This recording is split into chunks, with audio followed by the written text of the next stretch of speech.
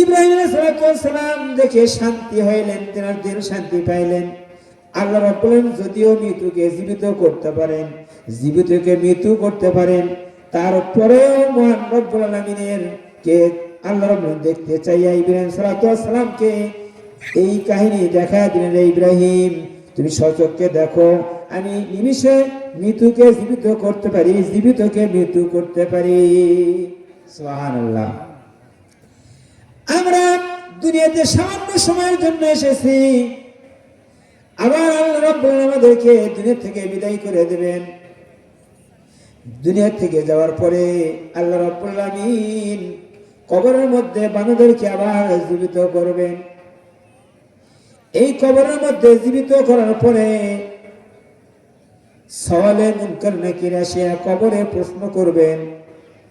আবার ইমানদারেরা সঠিক প্রশ্নের উত্তর দিতে পারবে, আর যারা বেঈমান হবে তারা এই সঠিক প্রশ্নের উত্তরও দিতে পারবে না।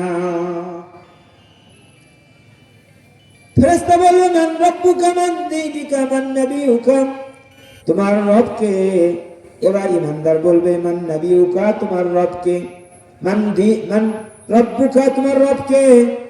আল্লাহ রাব্বুল আলামিন এবার এই রব ফেরেশতা যখন তাকে প্রশ্ন করবে তোমার রব কে, ইমানদার যদি হয়ে থাকে বলবে, আল্লাহ, আমার রব একমাত্র আল্লাহ, আর অন্য কেহ নয়।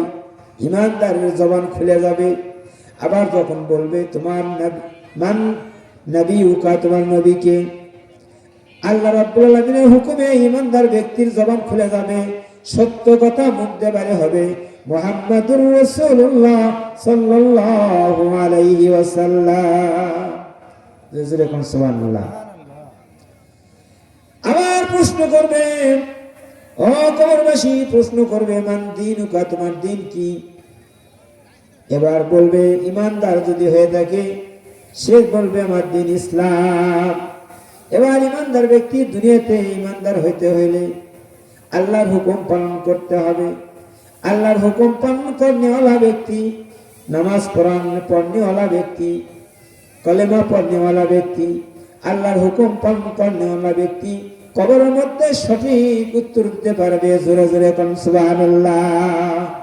আল্লাহুম্মা সাল্লি আলা সাইয়্যিদিনা মাওলানা মুহাম্মদ ওয়া আলা আলি সাইয়্যিদিনা শাফিয়ানা মুহাম্মদ। আল্লাহুম্মা সাল্লি আলা সাইয়্যিদিনা মাওলানা মুহাম্মদ ওয়া আলা আলি সাইয়্যিদিনা শাফিয়ানা মুহাম্মদ। সুবহানাল্লাহ, আলহামদুলিল্লাহ, লা ইলাহা ইল্লাল্লাহ, সুবহানাল্লাহ, আলহামদুলিল্লাহ, লা ইলাহা ইল্লাল্লাহ।